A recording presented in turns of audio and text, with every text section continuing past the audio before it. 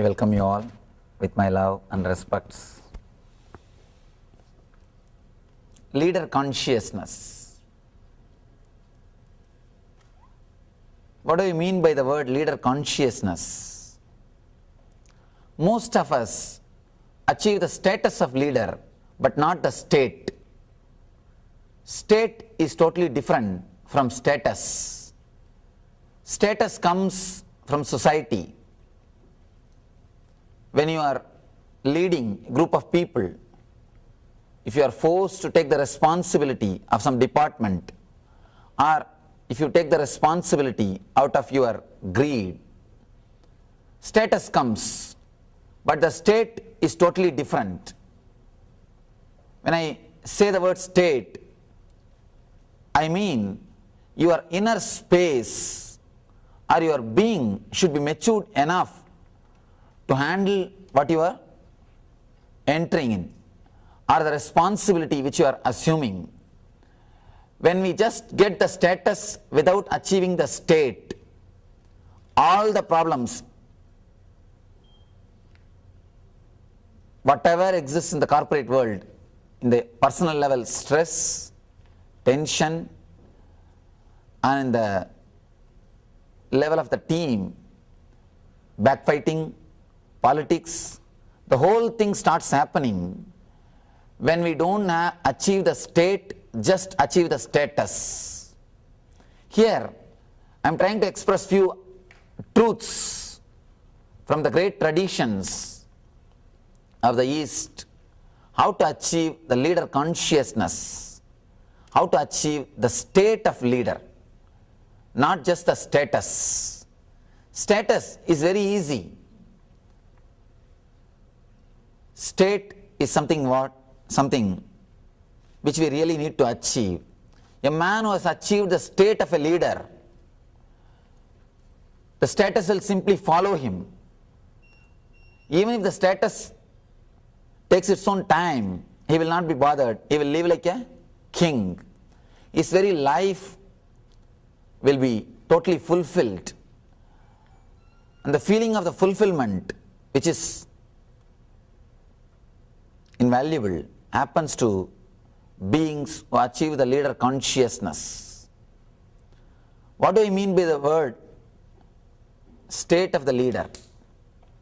Man who is ready to take responsibility consciously, who is ready to handle the life consciously, who is not constantly dependent on the past or in his memory or his memory.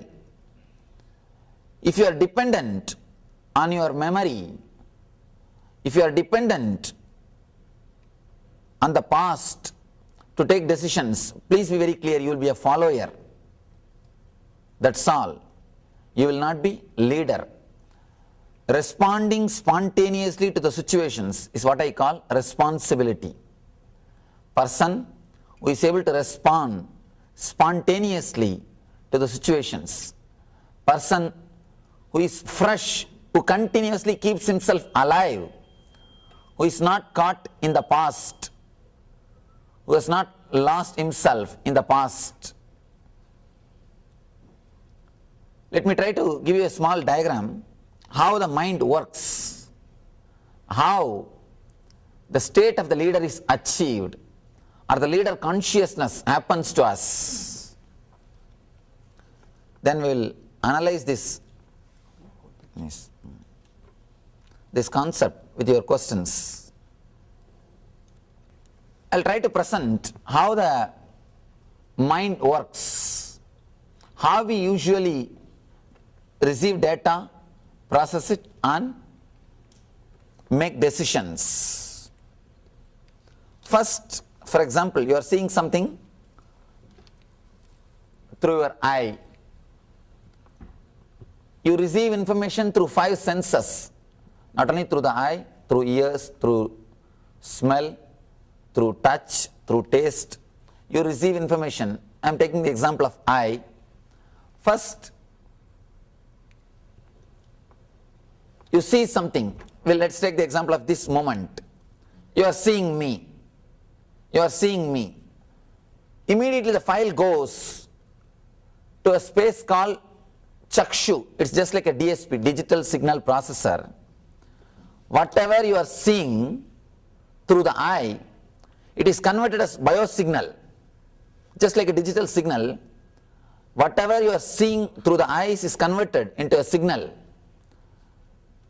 and that file moves to a space called Chitta. In Sanskrit we call it as Chitta. It's just like memory. The process of identification starts. For example, if you are seeing me, seeing this scene, the whole file goes to DSP, Chakshu.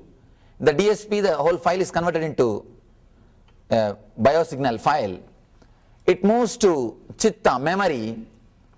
In memory, your memory starts analyzing. This is not this, this is not this, this is not this. The elimination process happens in memory. First your Chitta says, your memory says, this is not a stone, this is not a tree, this is not an animal. The process of elimination happens in memory.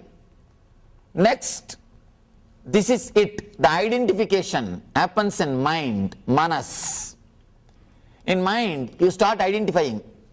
This is a human being. He is here to give a lecture. He is a yoga teacher. You start identifying.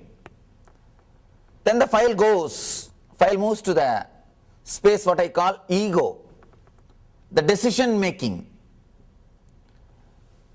In ego, you start thinking, what way I am connected to this person or this situation. If your past experiences with other yoga teachers, if it is nice, beautiful, you decide to sit and listen. If your past experiences are not good, if you felt, oh, this is not worth, I felt very bored that time, last time I came and attended, but I didn't feel any benefit. If you feel negative, you decide, let's move. This is not the space, this is not the place for me to sit. Ego decides based on your past experiences. This is the way your mind functions. First, I receives the data, it goes to DSP, where the whole file is converted into biosignal. The signal goes to memory. In memory, this is not, the elimination process starts. Then the whole file goes to mind. Identification happens.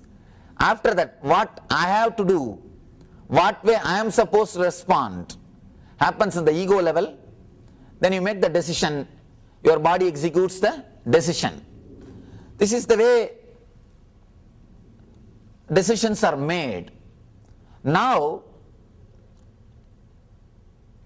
important thing which we need to understand, at some level, the decision is taken unconsciously. If the process happens like this in a straightforward way, you will not have any problem. Things will go really smooth in your life. Everything will be clear, straight. But always this process doesn't happen in this straightforward way. Sometimes things starts happening in an unconscious way. For example, if you are hurt or disturbed by somebody who was wearing blue dress, blue color cloth, the moment you see me, unconsciously that memory will be awakened. You can see in your life.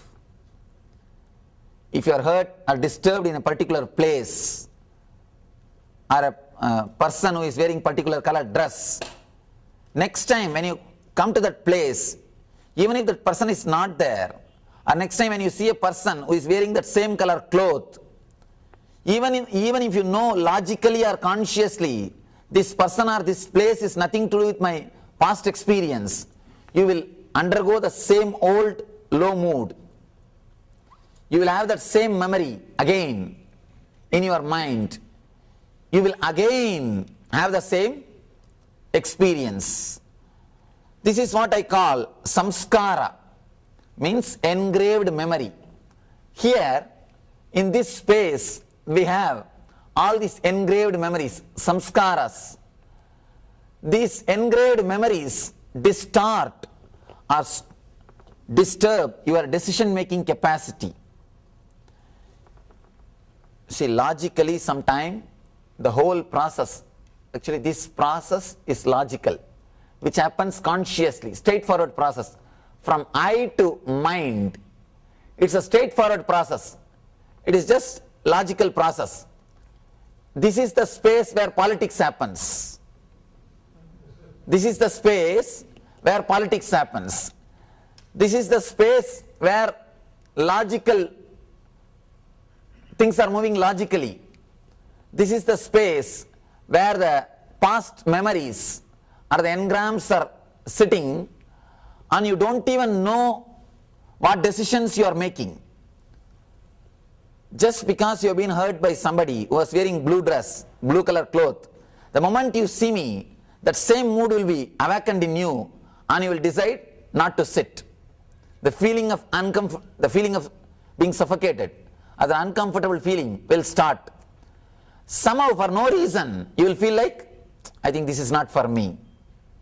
You will not have patience or intelligence to wait. Let me give you one more small example. Logically or consciously, if you analyze, all of you know smoking is injurious to health. From this part to this part, from I to mind, throughout this process you know smoking is injurious to health according to the data collected by your senses. But suddenly at one point you decide to smoke. Beyond your consciousness, beyond your logic, this is the spot where the unconscious engrams are sitting, unconscious samskaras are sitting, and suddenly, even though you know consciously or logically smoking is injurious to health, when the file moves at this spot, when the file takes a quantum leap at this spot, you just decide to smoke. You decide, let me smoke. Some memory or some experience which you had with the past, you must have felt little relaxed when you smoked, or you must have felt like a hero. You must have felt little, you are doing something which you wanted to do. Some satisfaction, some engram is associated with that smoking habit. So suddenly, because of these engrams, you decide to smoke even if you know consciously the smoking is injurious to your health. Same way, many times in your life, even if you know consciously what is right, simply unconsciously you decide because of the engrams. Your life is under the control of unconscious engrams. It is not under your control. You may be thinking you are taking all the decisions, but simply your unconscious engrams are taking the decisions. The other day I went to one of my friend's house. There I saw a beautiful one-liner in the living room. I am the boss of this house. I have my wife's permission to say so. Same way, you may be thinking you are a boss, but your unconscious engrams are they are only leading you, they are only guiding you. As long as you are caught by your unconscious engrams, unconscious samskaras, you can never achieve the state of a leader. You may achieve the status of a leader with a lot of struggle, suffering. One more thing, if you sit in the leader's chair with a lot of struggle and suffering, you will tend to create the same struggle and suffering for your subordinates. Again and again your mind will say, when I suffered so much, why not them? You will just reproduce your whole mental setup. We always reproduce what we have. We always share what we have to the next generation. If you have sat in the leader's chair, if you have become a leader without achieving the leader consciousness, you will suffer continuously and you will create more and more things which will create suffering for others. You will never be able to relax and you will never let others relax. This conscious process, for example, let us assume this conscious process as TP, the processing time for this process as TP, time taken for this process. The time taken for this process is TP and time taken for this process is TQ. One important thing we should understand, if all the decisions are taken straight away consciously, you will never feel stressed. Stress happens only when your unconscious engrams are interfering in your decision making. If things are logical, straightforward, you can take thousands of decisions. You will be completely relaxed. Your life will flow just like a river. But if you are filled with engrams, too much of samskaras, too much of engraved memories, even 2-3 decisions, you will be completely tired. Sometimes you can see, you don't even have to work. Just sit in your chair, simply think. In half an hour, you will have the shoulder pain. Just think, nothing else. A simple thinking can create shoulder pain. Means you are caught in the engrams. You are caught, you are suffering with the samskaras, with the engraved memories. The engraved memories doesn't allow you to take the decision. It's like a file is moving from eye to mind. When it takes the quantum leap, each engram is writing its opinion on that file. The more the number of engrams, more decisions. So by the time the file reaches the ego is completely confused because 300 opinions are there on that file. If 300 opinions are there on that file, how will you decide? What decision you can make? You are completely confused. Your ego says, just do whatever you want, leave it, leave me. You don't have enough patience or energy to make decision. Then decisions are taken in a very opposite way. Decisions are taken without any clarity. If you are continuously deciding without any clarity, unfortunately, if you are in the leader's seat, be very clear, not only you will be suffering, you will be torturing others also.